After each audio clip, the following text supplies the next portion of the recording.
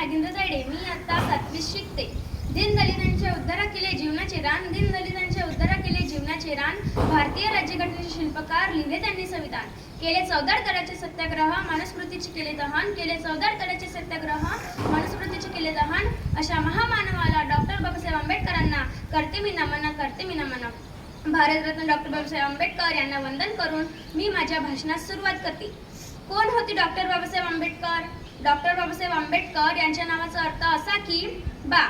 बा म्हणजे बाणेदार ते स्वभावाने. बा म्हणजे बारकाईने अभ्यास करणारे. सा म्हणजे साधक ते बौद्ध धर्माचे. हे म्हणजे हेतू त्यांना सर्वसामान्यांच्या विकासाचा. ब म्हणजे बदल समाजात घडून आणणारे. आनंद सर्वसामान्यांच्या जीवनी आणला. बे म्हणजे बेधडक 14 तळ्याचे केले सत्याग्रह. ड म्हणजे डगमगले नाही संकटे आल्यावर. क म्हणजे करते समाज उन्नतीचे. आणि र म्हणजे रचयिते भारतीय संविधानाचे असे डॉक्टर बाबासाहेब आंबेडकर.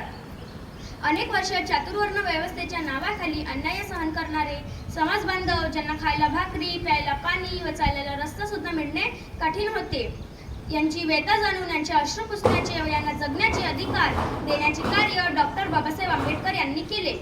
होते अंधारलेले जीवन दिसत नव्हते प्रकाशाचे किरण. होते अंधारलेले जीवन दिसत नव्हते प्रकाशाचे किरण. पुसण्या त्यांचे अश्रू, देण्या दीनदलितांना नवजीवन. अवतरला एक महामानव डॉक्टर बाबासाहेब आंबेडकर त्यांचे नाव. डॉक्टर बाबासाहेब आंबेडकर त्यांचे नाव. डॉक्टर बाबासाहेब आंबेडकर त्यांचे नाव. आंबेडकरांना वाचनाचा छंद लागला होता, तो म्हणजे त्यांच्या वडिलांमुळेच, रामजीमुळेच. तो वाचनाचा छंद त्यांना भारतीय संविधान निर्मितीचा आस्मान ठरला, यात तीळ मात्र शंका नाही. मुळातच अभ्यासाची आवड असल्याने आंबेडकरांनी BM, MA, master of science, doctor of science आणि DLitt अशा अनेक पदव्या संपादन केल्या. मला माणसाच्या सहवासापेक्षा पुस्तकांचा सहवास अधिक आवडतो. शिक्षण हे वाघिणीचे दूध आहे आणि हे जो प्राशन करेल तो वाघासारखा गुरगुरल्याशिवाय राहणार नाही, असे मौलिक विचार त्यांनी सांगितलेले आहे. शिका, संघटित व्हा आणि संघर्ष करा, हा क्रांतिकारी संदेश त्यांनी सर्वसामान्यांना दिला आहे. डॉक्टर बाबासाहेब आंबेडकर यांचे असे मत होते की दलितांच्या समस्या मनुस्मृतीमुळेच निर्माण झालेल्या आहेत. म्हणून 25 डिसेंबर 1927 रोजी डॉक्टर बाबासाहेब आंबेडकर या ग्रंथाचे दहन केले.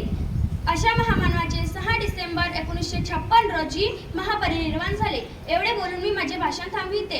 डॉक्टर बाबासाहेब आंबेडकरांचा विजय असो. धन्यवाद.